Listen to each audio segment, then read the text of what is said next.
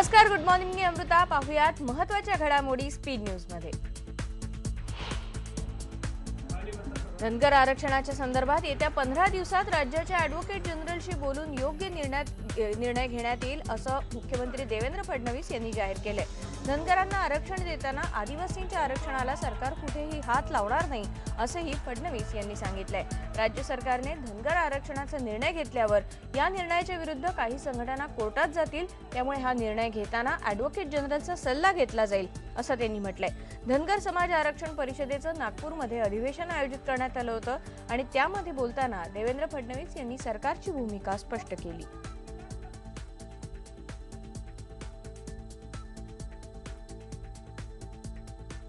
मला असं वाटतं की आज ज्यावेळी या ठिकाणी मी आता पुनरुच्चार करतोय की होय, हा धनगर समाजाला फायदा मिळाला पाहिजे, त्याकरता आमचं सरकार तातडीनं निर्णय घेईल, हा पुनरुच्चार करतोय. त्याचवेळी आदिवासी समाजाला पुन्हा एकदा सांगतो, काळजी करू नका, हे सरकार तुमचंही आहे. तुम्ही या सरकारला निवडून दिलेलं आहे आणि तुमच्या हिताचं, तुमच्या अधिकाराचं रक्षण करणं हे या सरकारचंच काम आहे. त्यामुळे भावाभावामध्ये दुपोळी पसरवणारे जे नेते आहेत त्या नेत्यांपासून कृपया सावध राहा, हेच या निमित्ताने मला सांगायचं. राज्यात मंत्रिमंडळ विस्ताराची चर्चा सुरू आहे आणि अशातच शिवसेनेला आणखीन एक कॅबिनेट मंत्रिपद मिळायला पाहिजे अशी अपेक्षा शिवसेनेचे खासदार गजानन कीर्तीकर यांनी व्यक्त केली.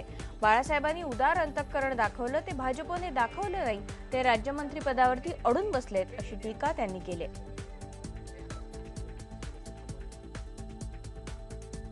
आता आपण थोडंसं त्याच्यामध्ये हे करतो, डिव्हिजन करतो, वित्त का नाही दिलं, रेव्हेन्यू काय नाही दिलं, होम का नाही दिलं, बरं म्हणजे त्यातलं काहीतरी एक द्यायला पाहिजे होतं.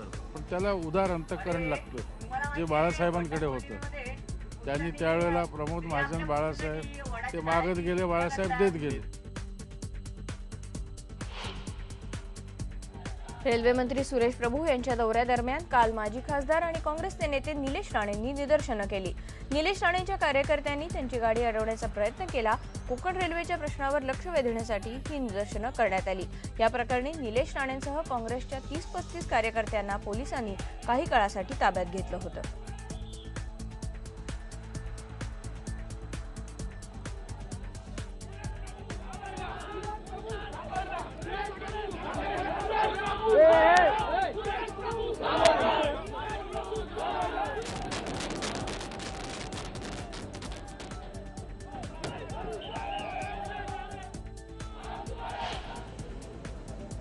आदित्य ठाकरेंनी काल डोंबिवली आणि कल्याणचा दौरा केला. त्यांनी कल्याण डोंबिवलीमधल्या कॉन्क्रीट रस्त्यांची पाहणी केली. सोबतच कल्याणमधला तलाव आणि बाळासाहेबांच्या स्मारकाच्या कामाची पाहणी देखील त्यांनी केली.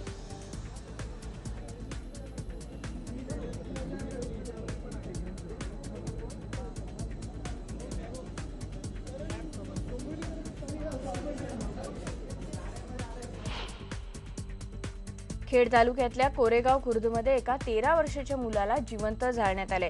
आकाश म्हसुळकर असं या मुलाचं नाव आहे. आकाशचा उपचाराच्या दरम्यान ससून हॉस्पिटलमध्ये मृत्यू झालाय. या प्रकरणी चाकण पोलीस स्टेशनमध्ये गुन्हा दाखल करण्यात आलाय.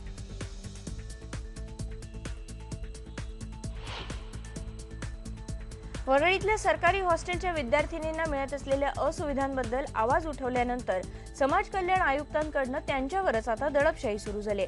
त्यांनी केलेल्या तक्रारीची दखल न घेता उलट त्यांच्याच विरोधात चुकीचा अहवाल समाज कल्याण आयुक्तांनी वरिष्ठ अधिकाऱ्यांना पाठवलाय. पण या प्रकरणी दोषींवर कारवाई करण्याचं समाज कल्याण राज्यमंत्री दिलीप कांबळे यांनी आश्वासन दिले.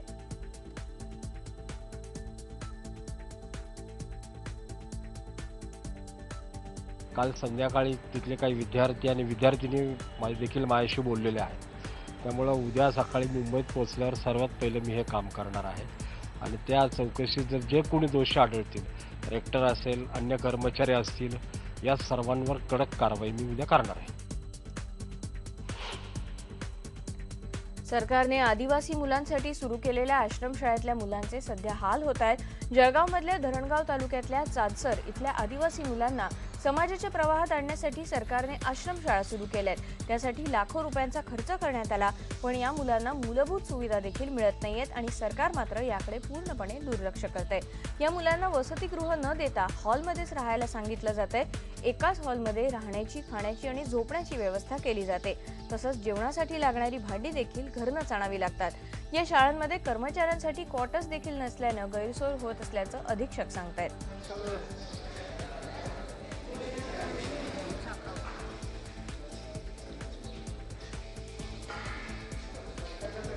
मला आंघोळीला पण खूपच त्रास होतो. सगळ्या सामान आंघोळ करावं लागते आणि पाण्याचं पण एकाच ठिकाणी पितात आणि आंघोळीचं पण एकाच ठिकाणी पितात. आम्हाला जेवण पण कोणाला टाटली नाही सर, घरून आलेले टाटले बिटले आम्हाला टाट पण नाही सर, वाटी गलास पण नाही सर. तर आम्हाला वाटी गलास पाहिजे सर आम्हाला पिचं. आणि पाणी पण प्यायला पाणी गल्लाच पाहिजे सर आम्हाला. ताटाने पिवावं लागतं सर. कधी कधी लाईट नाही असते त्या दिवशी पाणी पण भेटत नाही सर आम्हाला. आणि एकच थाटीमध्ये आम्ही 3-3 जण एकच भाजी असे खीरपोळी असं राहिलं भाजी तर असं आम्ही एकच थाटामध्ये 3-4 जण घेऊन खाता सर. सोलापुरातल्या करमाळ्यातल्या शाळेतल्या पोषण आहारातनं झालेल्या विषबाधा प्रकरणी शाळेच्या मुख्याध्यापकांसह एकूण 4 जणांना अटक करण्यात आली. शनिवारी विषबाधा होऊन रुग्णालयात दाखल झालेल्या विद्यार्थ्यांपैकी 23 विद्यार्थ्यांना पुन्हा प्रकृती अस्वास्थ्यामुळे उपजिल्हा रुग्णालयात दाखल करण्यात आले.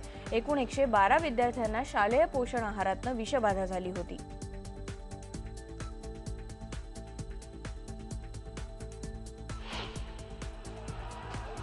शुक्रवारी ठाकुर्ली स्टेशनमध्ये पेंटोग्राफ तुटल्यामुळे दिवा स्टेशनवर अक्षरशः दंगल उसळली. पोलिसांनी संतप्त जमावाला पांगवल्यानंतर लगेचच दगडफेक सुरू झाली. त्याचा व्हिडिओ IBN लोकमतच्या हाती लागलाय. सुरुवातीला संतप्त जमाव रुळांवर उतरला होता, त्यांना पोलिसांनी हटवलं. मग काही क्षण शांतता राहिली आणि मग मात्र एकाने रेल्वेच्या दिशेने दगड फेकला आणि यानंतर मग इतरही अनेक हातांनी दगड उचलले. रिकाम्या रेल्वेवरती देखील दगडफेक झाली.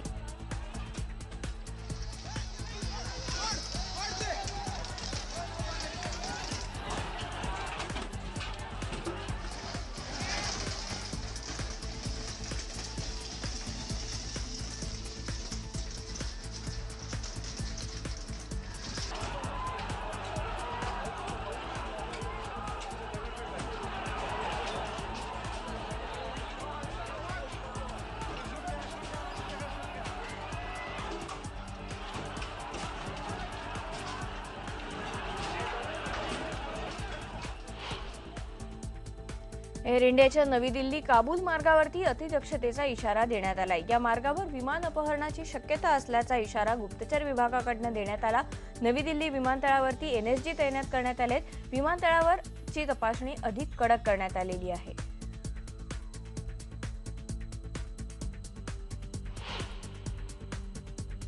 हिंदू धर्मीयांमध्ये अधिक एकजूट होण्याची गरज असल्याचं सरसंघचालक मोहन भागवत यांनी म्हटलंय. तसंच भारत हे हिंदू राष्ट्र असल्याचा पुनरुच्चार देखील त्यांनी केलाय. हिंदू धर्माला धोका निर्माण झाल्यास संपूर्ण देशाला धोका निर्माण होईल असं ते म्हणाले. अहमदाबादमध्ये राष्ट्रीय स्वयंसेवक संघाचं 3 दिवसांचं शिबिर आयोजित करण्यात आलं होतं. त्याच्या समारोपात भाषण करताना भागवत यांनी हिंदू धर्मीयांना एकजुटीचं आवाहन केलं. अशी एकजूट झाल्यास हिंदू धर्मीयांना कोणीच रोखू शकत नाही असंही ते म्हणाले. भारत में अगर हिंदू समाज खतरे में आता है तो भारत खतरे में आएगा. हिंदू भाव को जब जब भूले आई विपद महान, भाई टूटे धरती खोई मिटे धर्म संस्थान. यही तो हमारे देश का इतिहास रहा पिछले 1000 वर्षों में.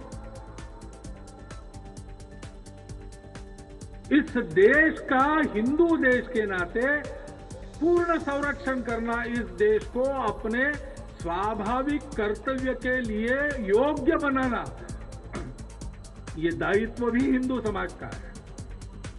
इस देश के प्रति उत्तरदायी, इसके भले बुरे का जवाबदार हिंदू समाज है और इसलिए उस हिंदू समाज का संगठन करो. पश्चिम बंगालच्या मुख्यमंत्री ममता बॅनर्जी यांचा भाचा अभिषेक बॅनर्जी याला तृणमूल काँग्रेस पक्षाच्या कार्यक्रमात थोबाडीत मारण्यात आली. पूर्व मिदनापूर जिल्ह्यातल्या चांदीपूरमध्ये ही घटना घडली.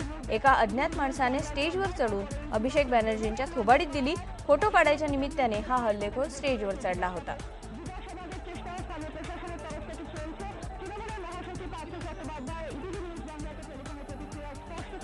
হয়েছে। এই ঘটনায় কড়া অবস্থান তৃণমূল কংগ্রেসের কাপুরুষতার মতো আচরণ করেছে যে বা যারা এই ঘটনার পেছনে যুক্ত থাকুক, এবং পাশাপাশি তিনি জানিয়েছেন যে হচ্ছেন সেই সময় হঠাৎ করেই একটি যুবক সাংবাদিক পরিচয় দিয়ে মঞ্চে ওঠে এবং মোবাইলে ছবি তুলবে এই উদ্দেশ্যেই ওঠে বলে নিরাপত্তা রক্ষীদের সেই যুবক জানিয়েছিল। তারপরে অভিষেক বন্দ্যোপাধ্যায়কে চর ঘুষি মারে, সেই ছবি এই মুহূর্তে। ये जो लूट है और खास तौर से शारदा चिटफंड में जिस तरह से लोग कमाए हैं और जिस तरह से तृणमूल के तमाम नेता कमा रहे हैं, इसको लेकर के लूट में हिस्सेदारी के लिए झगड़ा बहुत हो गया। और ये जो मामला थप्पड़ लगाने का है, इसका किसी राजनीतिक बाहरी तत्वों से कोई संबंध नहीं है। ये तृणमूल कांग्रेस के अंदर जो झगड़ा चल रहा है उसी का एक हिस्सा है। और स्थानीय जो सांसद हैं वहाँ के ईस्ट मेदिनीपुर के, उन्हीं के लोगों ने इनको मारा है थप्पड़। वहाँ पे जो सुनते हैं मिदनापुर में, वहाँ पे जो पूर्व जो टीएमसी के यूथ विंग के अध्यक्ष रहे और जो अभिषेक बैनर्जी हैं जो वर्तमान अध्यक्ष हैं, उनके कैडर के बीच में एक लड़ाई है। तो साफ दिख रहा है कि टीएमसी के अंदर एक प्रकार का सिविल वॉर जो अभी तक दबा हुआ था वो खुले में आ गया है। और शारदा चिटफंड और बर्दवान ब्लास्ट से भी बहुत लोग नाखुश हैं टीएमसी के अंदर। तो ये जो है ये अब सिविल वॉर और ओपन होता हुआ दिखेगा, ये ऐसा अनुमान लग रहा है। किसी को यह हक नहीं है कि कानून को अपने हाथ में ले। ममता बनर्जी के भतीजे को जिसने चपत मारा है उसने कानून तोड़ा है और उसके खिलाफ कार्रवाई होनी चाहिए। कहा जा रहा है कि वो नाराज समर्थक थे क्योंकि बंगाल में एक के बाद एक स्कैम हुए हैं, तो लोग उनसे काफी नाराज हैं। देखिए, सवाल नाराजगी का नहीं है। अगर जनता नाराज है तो इलेक्शन उनके हाथ में है, जिसको चाहे वोट दें, जिसको चाहे वोट न दें।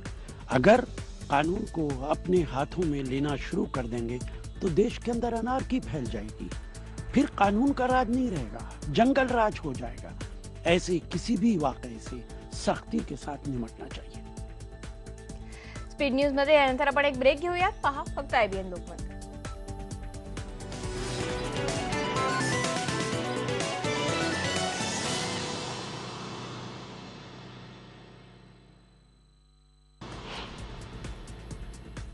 सोलापूरच्या मोहोळ तालुक्यातल्या खुनेश्वरमध्ये एका शेतकऱ्याने आत्महत्या केली. पाझर तलावासाठी गेलेल्या जमिनीचा मोबदला न मिळाल्याने लिंबाजी साबळे या शेतकऱ्यांनी आत्महत्या केली. प्रशासनाने केलेल्या अक्षम्य दुर्लक्षाकडे लक्ष वेधण्यासाठी साबळे यांनी त्याच तलावात गळफास घेऊन आत्महत्या केली. 2004 साली साबळे यांची जमीन पाझर तलावासाठी दिली होती, पण 10 वर्षांनंतर देखील त्यांना मोबदला मिळाला नाही. जिल्ह्यात एकूण 4026 शेतकऱ्यांच्या जमिनी या पाझर तलावासाठी घेण्यात आल्यात. त्यांची 13,83,00,000ची रक्कम थकवण्यात आली. यवतमाळ जिल्ह्यामध्ये नापिकीमुळे खचलेल्या शेतकऱ्यांच्या आत्महत्यांचं सत्र सुरूच आहे. नवीन वर्षाच्या सुरुवातीला जिल्ह्यातल्या 2 शेतकऱ्यांनी कर्जाच्या भीतीपोटी आत्महत्या केली. खापरी गावातल्या हरिश्चंद्र घुराराम पाचभाई आणि रुंझा इथल्या मधुकर पेंदोर या 2 शेतकऱ्यांनी विष घेऊन आत्महत्या केली. आता या दोन्ही शेतकऱ्यांची कुटुंब उघड्यावर आलेत. पाचभाई यांच्याकडे 8 तर रुंझा यांच्याकडे 9 एकर शेती होती.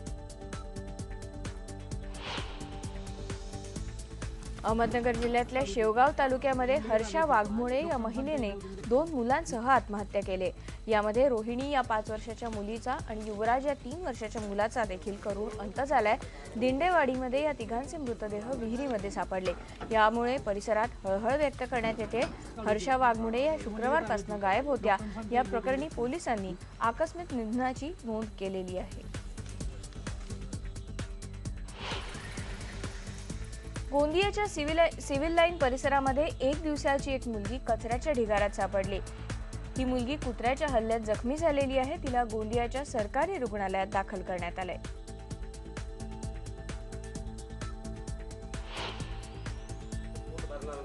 बारामती तालुक्यातल्या काराटीमधल्या मूल उद्योग शिक्षण संस्थेच्या शाळेबरोबरच 73 एकर जमिनीच्या हस्तांतरणाला विरोध करण्यासाठी आंदोलन करण्यात आलं. बारामतीतल्या गावकऱ्यांनी हा विरोध करत बारामती मोरगाव रस्त्यावरती रास्ता रोको आंदोलन केलं. विद्या प्रतिष्ठान संस्थेकडनं जमीन परत मिळेपर्यंत हे आंदोलन सुरूच ठेवण्याची भूमिका इथल्या गावकऱ्यांनी घेतली. दुसरीकडे या संस्थेच्या कामासाठी वापरलेल्या मुद्रांकाच्या तारखांमध्ये घोटाळा असल्याचा आरोप माहिती अधिकार कार्यकर्ते रवी बराटे यांनी केलाय. याबाबत शरद पवार, अजित पवार यांच्यासह उच्च न्यायालयात आपण याचिका दाखल करणार असल्याचं त्यांनी सांगितलंय. तर काऱ्हाटी ग्रामस्थांनी केलेल्या आरोपांचं कृषी मूल उद्योग शिक्षण संस्थेचे सचिव भगवानराव खारतोडे यांनी खंडन केलंय. या बाबतीत बनावट बोगस कागदपत्रे तयार करून कृषी उद्योग मूळ शिक्षण संस्थेची जागा संचालक मंडळांवर दबाव आणून खोटे ठराव मंजूर करून घेणे आणि खोटे कागदपत्र तयार करणे याबाबत उच्च न्यायालयात व सर्वोच्च न्यायालयात क्रिमिनल लीट पिटिशन आम्ही दाखल करणार आहोत. ती अजित पवार, शरद पवार व इतर जिल्हाधिकारी, तहसीलदार, तलाठी, मंडलाधिकारी या सगळ्यांविरुद्ध.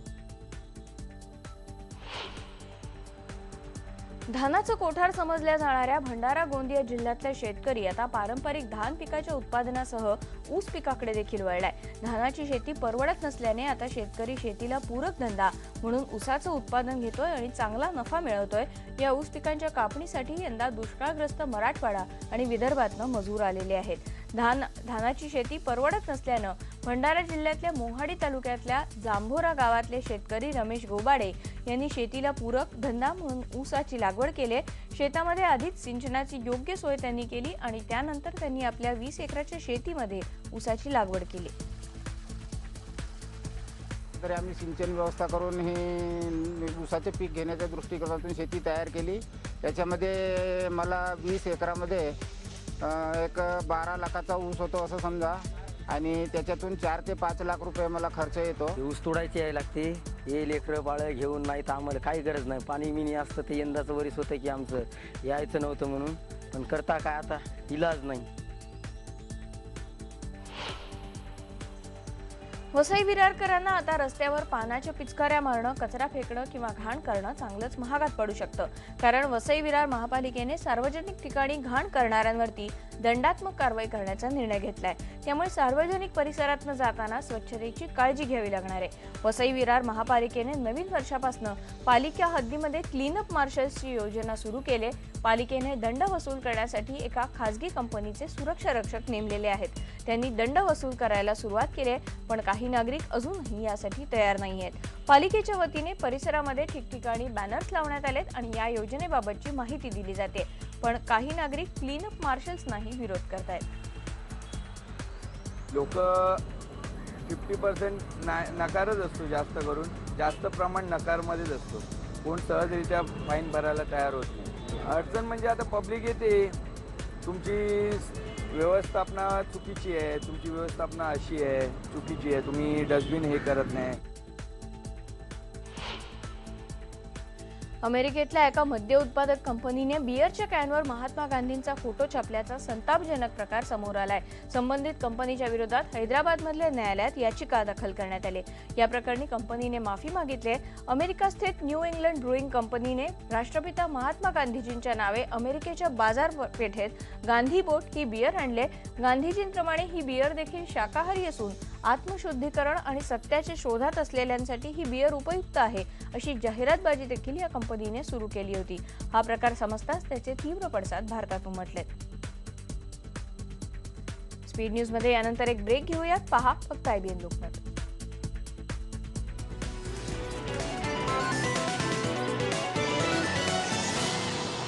सावित्रीबाई या उत्तम कवयित्री होत्या आणि त्यांची हीच ओळख जगासमोर आणण्यासाठी पिंपरी चिंचवडच्या महिलांनी एक उपक्रम हाती घेतलाय. कवयित्री सावित्रीबाई या नावाने सावित्रीबाईंच्या कविता रसग्रहणाचे प्रयोग या महिला सादर करतायत.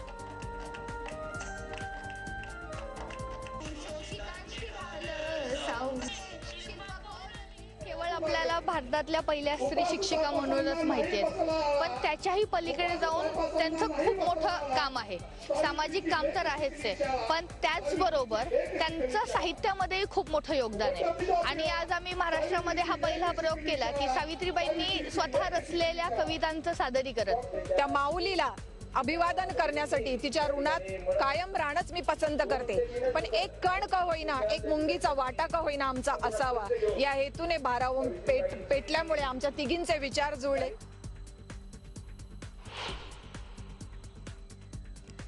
ईद ए मिलाद अर्थात मोहम्मद पैगंबर यांची जयंती मनमाड शहरात पारंपरिक पद्धतीने उत्साहाच्या वातावरणात साजरी करण्यात आली। यानिमित्त वेगवेगळ्या कार्यक्रमांचं आयोजन करण्यात आलं होतं। भव्य जुलूस देखील यावेळी काढण्यात आला। एकात्मता चौकात आमदार पंकज भुजबळ यांनी या मिरवणुकीचं स्वागत केलं। या मिरवणुकीची सांगता जामा मशिदीजवळ झाली। यावेळी जागतिक शांततेसाठी विशेष दुवा मागण्यात आली।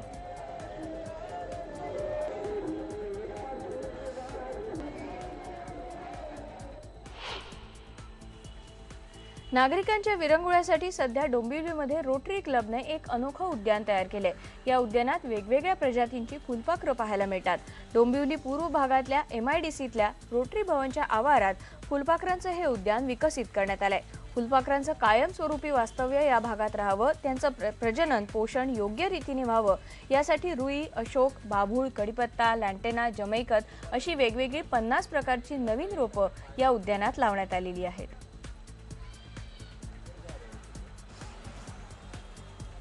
आपण लहान मुलांना फक्त शाळेतल्या पुस्तकांमध्ये फुलपाखरांची लाईफ सायकल शिकवतो, दाखवतो, पण ती खऱ्या स्वरूपात इथे बघायला मिळणार आहे। आता प्रत्येक झाडाच्या पानाखाली आलेलं अंड, त्याचा कोश, त्यातनं निघालेली अळी, ह्या सगळ्या स्टेजेस इथे ॲक्च्युली बघायला मिळतील आणि खरोखरी सायन्सचा अभ्यास जो आहे तो इथे प्रॅक्टिकल होईल।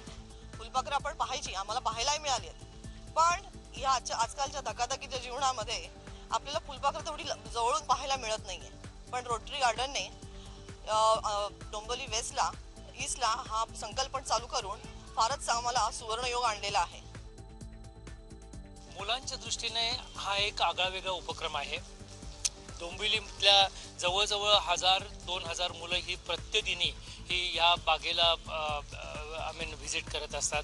तर मला असं वाटतं की त्या दृष्टिकोनातनं लहानपणापासून मुलांना निसर्गाची जवळीक साधावी, त्यांना निसर्गाची आवड उत्पन्न व्हावी, या छोट्या कीटकांपासून त्यांनी दूर जाऊ नये, तर ते आपले सगळे सहकारी आहेत अशी भावना त्यांच्या मनात वाढीस लागावी, ह्या दृष्टिकोनातनं आम्ही या सगळ्या बागेची निर्मिती केली आहे। आणि यासोबतच स्पीड न्यूज मध्ये आपण इथेच थांबूयात। पहा फक्त IBN लोकमत।